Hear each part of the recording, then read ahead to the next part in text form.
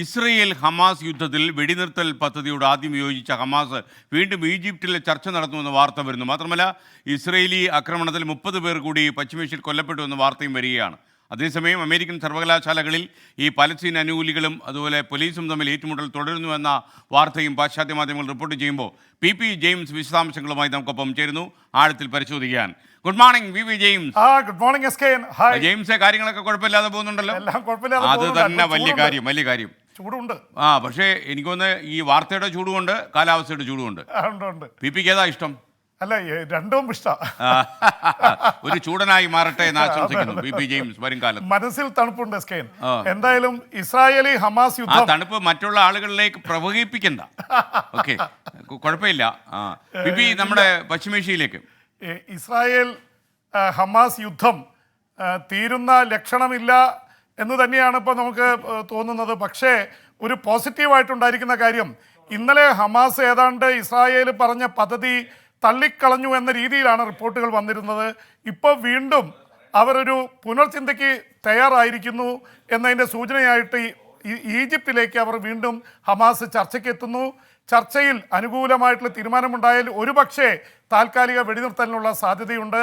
അതുകൊണ്ട് ഇതൊരു അവസാന ചാൻസാണ് എന്ന് മാത്രമല്ല, ഇസ്രായേൽ പ്രധാനമന്ത്രി ബെഞ്ചമിൻ നെതന്യാഹു കൊടുത്തിരിക്കുന്ന ഒരു അന്ത്യശാസനം, ഈ ഇതിൽ വെടിനിർത്തൽ ഉണ്ടായില്ലെങ്കിൽ ഞങ്ങൾ നേരിട്ട് റഫേൽ ആക്രമണത്തിലേക്ക് പോകുമെന്നുള്ളതാണ്.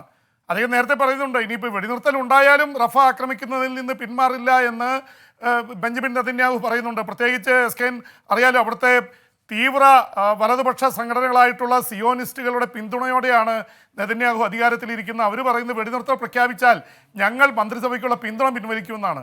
ചെറുത്താനും കടലിനിടയിലാണ് നെതന്യാഹു. അപ്പം അതിൻ്റെയൊക്കെ പശ്ചാത്തലത്തിൽ വേണം ഇതിനെ കാണാനായിട്ട്. മറുഭാഗത്താണെങ്കിലും ഹമാസും ശക്തമായിട്ടുള്ള നിലപാടിൽ നിൽക്കുകയാണ്. ഇസ്രായേലി ബന്ദികളെ 33 പേരെ വിട്ടുകൊടുക്കാമെന്നും പകരം 42 ദിവസം 6 ആഴ്ച നീളുന്ന വെടിനിർത്തൽ വേണമെന്നുള്ളതാണ് ഇപ്പോൾ ഉള്ളത്. താൽക്കാലിക വെടിനിർത്തലിന് തയ്യാറല്ല എന്നാണ് ഹമാസ് ആദ്യം പറഞ്ഞത്. പക്ഷേ താൽക്കാലികമായ വെടിനിർത്തലിന് ശേഷം സ്ഥിരമായിട്ടുള്ള വെടിനിർത്തലിലേക്കും യുദ്ധം അവസാനിപ്പിക്കുന്നതിലേക്കും പോകണം എന്നൊരു ക്ലോസ് കൂടി ഹമാസ് മുന്നോട്ട് വയ്ക്കുന്നുണ്ട്. എന്തായാലും ഇതിൻ്റെയൊക്കെ പശ്ചാത്തലത്തിലാണ് കാര്യങ്ങൾ മുന്നോട്ട് പോകുന്നത്. അതിനിടയിൽ ഇസ്രായേൽ ആക്രമണം തുടരുകയാണ്. ഇസ്രായേലി ആക്രമണത്തിൽ ഗസയിൽ 30 പേർ കൂടി കൊല്ലപ്പെട്ടു എന്ന സങ്കടകരമായിട്ടുള്ള വാർത്ത കൂടി വരുന്നുണ്ട്. എസ് കെ, ഇപ്പോൾ മരിച്ചവരുടെ സംഖ്യ 34,600 ആയിരിക്കുന്നു. അപ്പോൾ അത് വലിയൊരു സംഖ്യയാണ്. 6 മാസത്തിനുള്ളിൽ ഇത്രയും പേര്, അതിൽ 24,000 പേര് സ്ത്രീകളും കുട്ടികളൊക്കെ കൂടിയാണെന്ന് ഓർക്കുമ്പോൾ നമ്മളെ വല്ലാതെ വിഷമിപ്പിക്കുന്നു. ഇതിനിടയിലാണ് എസ് കെ, അമേരിക്കയുടെ സർവകലാശാലകളിൽ ഏറ്റുമുട്ടൽ തുടരുകയാണ്. നേരത്തെ ഇന്നലെ കാലിഫോർണിയൻ സർവകലാശാലയിൽ ഏറ്റുമുട്ടിയത് പാലസ്തീൻ അനുകൂലികളും ഇസ്രായേൽ അനുകൂലികളും തമ്മിലായിരുന്നു. ബാറ്റും സ്റ്റിക്കൊക്കെ ആയിട്ട് വന്ന് ഇസ്രായേലി അനുകൂലികൾ പാലസ്തീൻ അനുകൂല സമരം നടത്തുന്നവരെ മർദ്ദിച്ചു എന്നുള്ള വലിയ ആരോപണം വന്നിരുന്നു. ഇതേ തുടർന്ന് പോലീസ് ക്യാമ്പസുകളിൽ കയറുകയും പോലീസുമായിട്ടുള്ള വലിയ ഏറ്റുമുട്ടൽ നടക്കുകയും ചെയ്തു. അപ്പോൾ പോലീസുമായിട്ടുള്ള ഏറ്റുമുട്ടൽ അതിശക്തമായിട്ട് തുടരുന്നു എന്ന് തന്നെയാണ് മനസ്സിലാവുന്നത്. പലയിടത്തും കുടിലുകൾ പൊളിച്ച്, സമരക്കാരുടെ കുടിലുകൾ പൊളിച്ച് അവിടെ ഇവരെ അറസ്റ്റ് ചെയ്ത് നീക്കി. ഏതാണ്ട് 1000-ലേറെ പേർ പല ക്യാമ്പസുകളിലായി അറസ്റ്റിലാണ്. S K. Okay, thank you P James. James, ഒരു മിനിറ്റ്, നമ്മുടെ കുട്ടികൾ കുറച്ച് കാര്യങ്ങൾ ചോദിക്കുന്നു. പ്രിജി, അതേപോലെ കുറേ വിദ്യാർത്ഥികൾ ഈ CBSEയുടെ ഫലം ഇന്ന് പ്രഖ്യാപിക്കുമെന്ന് ഞാൻ പറഞ്ഞു, അത് ഇന്ന് പ്രഖ്യാപിക്കുമെന്ന് ചോദിക്കുന്നു. അത് ഫേക്കായിരുന്നു. CBSE ആസ്ഥാനത്ത് നിന്ന് അതിൻ്റെ വിശദീകരണക്കുറിപ്പ് വന്നിട്ടുണ്ട്. അതായത് ഇന്ന് CBSEയുടെ 10ാം ക്ലാസ്സിൻ്റെ പരീക്ഷാഫലം പ്രഖ്യാപിക്കും എന്ന രീതിയിൽ ആരോ പ്രചരിപ്പിച്ച വാർത്തകൾ ഫേക്കാണ്, തട്ടിപ്പാണ്, തെറ്റായ വാർത്തയാണ്. പരീക്ഷാഫലം പ്രഖ്യാപിക്കുന്ന തീയതി CBSE അല്ലെങ്കിൽ സെൻട്രൽ ബോർഡ് ഓഫ് സർട്ടിഫിക്കേഷൻ അവർ ഇപ്പോഴും അറിയിച്ചിട്ടില്ല. എന്നാലും CBSE അതിൻ്റെ തീരുമാനമെടുക്കുന്നേ ഉള്ളൂ. പ്രേക്ഷകർക്ക് ഉണ്ടിപ്പോലോട് അതറിയാം. ഇപ്പോൾ പ്രചരിക്കുന്ന വാർത്ത തെറ്റാണ്. അപ്പോൾ കുട്ടികളെല്ലാം ടെൻഷൻ അടിച്ചിരിക്കേണ്ട. ഇന്ന് ഫലം പ്രസിദ്ധപ്പെടുത്തുന്നില്ല. ഒരിക്കൽ കൂടി ഞാൻ പറയുന്നു. ഇപ്പോൾ സമയം 9 മണി കഴിഞ്ഞ് 21 മിനിറ്റും 49 സെക്കൻഡും. ചൈനയോടൊപ്പം ഇന്ത്യയെയും ജപ്പാനെയും അന്യമത വിദ്വേഷത്തിൻ്റെ പേരിൽ അമേരിക്ക കുറ്റപ്പെടുന്നു. ജോ ബൈഡൻ ചില പ്രസ്താവനകൾ നടത്തി. പിന്നീട് ഈ അമേരിക്കയുടെ വിമർശനം മയപ്പെടുത്തിയെന്നാണ് വാർത്ത വരുന്നത്. അപ്പോൾ വിശദാംശങ്ങളുമായി പി ജെയിംസ് വീണ്ടും ചേരുന്നു. James, welcome back to morning show. പറയൂ, യഥാർത്ഥത്തിൽ ഈ അമേരിക്ക ഒരു നിലപാടെടുത്തു കഴിഞ്ഞിട്ടാണ് അത് വേണ്ടായിരുന്നു തോന്നിയെന്ന് തോന്നുന്നു. ഒന്ന് മയപ്പെടുത്തി. ജോ ബൈഡൻ ഇത്തിരി അതിരുവിട്ട ഒരു പ്രകടനമാണ് നടത്തിയത്. സ്വാഭാവികമായിട്ട് റഷ്യയെയും ചൈനയെയും കുറ്റപ്പെടുത്തും എന്ന് നമുക്കറിയാം. അപ്പോൾ റഷ്യയും ചൈനയും സീനോഫോബിക്കാണ്. എന്നുവെച്ചാൽ അന്യ രാജ്യങ്ങളിൽ നിന്നും അന്യ മതങ്ങളിൽ നിന്നുള്ളവരോടൊക്കെ വിദ്വേഷം കാണിക്കുന്ന രാജ്യങ്ങളാണ് എന്ന് പറഞ്ഞുകൊണ്ട് തന്നെ ഇന്ത്യയും ജപ്പാനും അതുപോലെയാണ്. പ്രത്യേകിച്ച് അമേരിക്കയുമായിട്ട് നല്ല ബന്ധമുള്ള രണ്ട് രാജ്യങ്ങളാണ്. ജപ്പാൻ അവരുടെ സഖ്യകക്ഷി കൂടിയാണ്. ഇന്ത്യയും ജപ്പാനും ഇതുപോലെ മതവിദ്വേഷം, അന്യമതങ്ങളെ വിദ്വേഷം പുലർത്തുന്ന രാജ്യങ്ങളായി മാറിയിരിക്കുന്നു എന്ന പ്രസ്താവനയാണ് അമേരിക്കയുടെ പ്രസിഡന്റ് ജോ ബൈഡൻ നടത്തിയത്.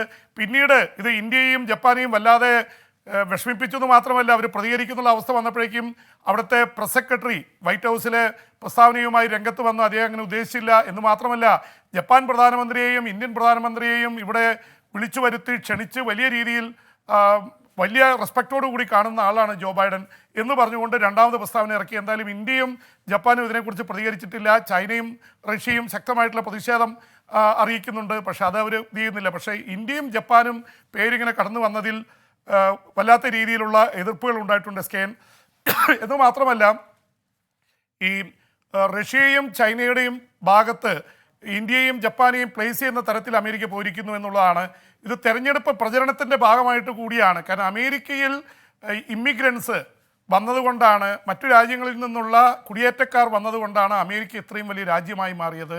അന്യമതസ്ഥരെയും അന്യ രാജ്യക്കാരെയും സ്വീകരിക്കുന്ന ഒരു നിലപാടാണ് അമേരിക്കയുടേത്. അത് ജോ ബൈഡൻ്റെയും ഡെമോക്രാറ്റിക് പാർട്ടിയുടെയും നിലപാടാണ്. അതിനെതിരെ ഡൊണാൾഡ് ട്രംപും റിപ്പബ്ലിക്കൻ പാർട്ടിയും ഈ തെരഞ്ഞെടുപ്പ് വർഷത്തിൽ വലിയ പ്രചരണം നടത്തിക്കൊണ്ടിരിക്കുകയാണ്. അതിനിടയിലാണ് ഈ കുടിയേറ്റക്കാരുടെ രാജ്യമാണ്, അതുകൊണ്ടാണ് അമേരിക്ക വളർന്നത് എന്ന പ്രസ്താവനയുമായിട്ട് വന്നത്. അതിൻ്റെ ഭാഗമായിട്ടാണ് ഇന്ത്യയെയും ജപ്പാനെയും ഈ കുടിയേറ്റക്കാരെയും മറ്റു രാജ്യങ്ങളിൽ നിന്നുള്ളവരെയും അന്യമത വിഭാഗങ്ങളെയും പ്രത്യേകിച്ച് ഇസ്ലാം മതവിശ്വാസികളോട് ഒരുപക്ഷെ ഈ സർക്കാർ എടുക്കുന്ന നിലപാടുകളെ കൂടി പരോക്ഷമായി ചോദ്യം ചെയ്തുകൊണ്ടാണ് അമേരിക്കയുടെ പ്രസിഡന്റ് ഈ തരത്തിലുള്ള പ്രസ്താവന നടത്തിയിട്ടുള്ളത്. എസ്കേൻ.